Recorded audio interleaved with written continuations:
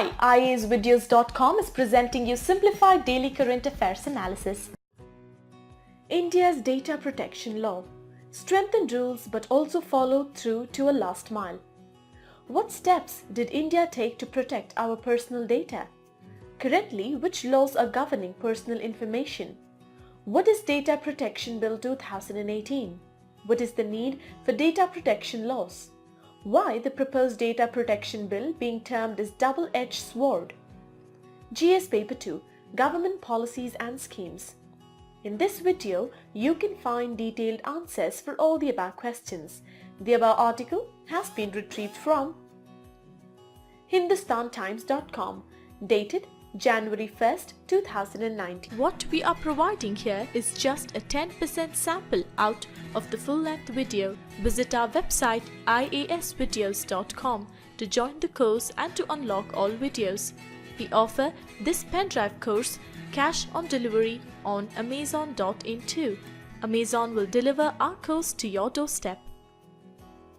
What is the context about? News of the Washington, D.C. Attorney General's case against Facebook has brought the spectre of Cambridge Analytica back with a bang. The case is not just about the violation of consumer rights by a social media giant, but also about a government executive standing up for the rights of a common man. It reiterates not just the need for protecting personal data, but for that need to be filled by government action. What steps did India take to protect our personal data?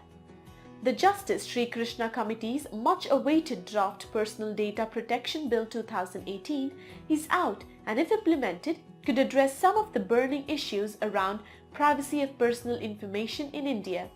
The proposed Data Protection Authority can investigate and adjudicate contraventions, formulate rules and monitor compliance, and evaluate ex ante whether a proposed processing of personal data merits course correction.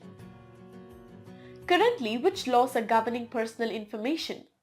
Up until now, privacy laws in India offer little protection against misuse of your personal information.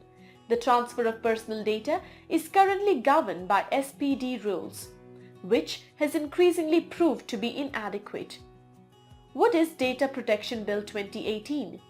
The proposed Data Protection Bill 2018 essentially makes individual consent central to data sharing.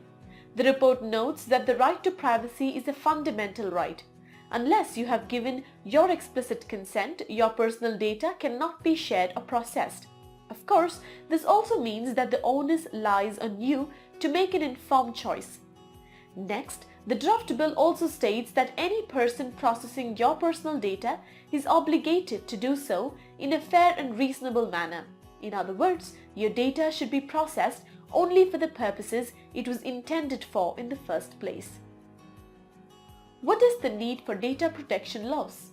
Remember the recent admission by Facebook that the data of 87 million users, including 5 lakh Indian users, was shared with Cambridge Analytica. The very thought of personal data being used for unknown intentions had sent ripples across the globe. There are some who feel that the India's draft on data protection lacks the needed punch and does not address some of the key issues.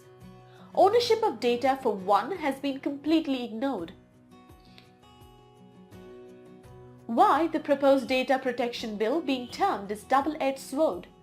Although the bill appears to be a welcoming development, there are certain limitations in the said bill in its present form, which can be eliminated and modified to make the bill acceptable to all the stakeholders.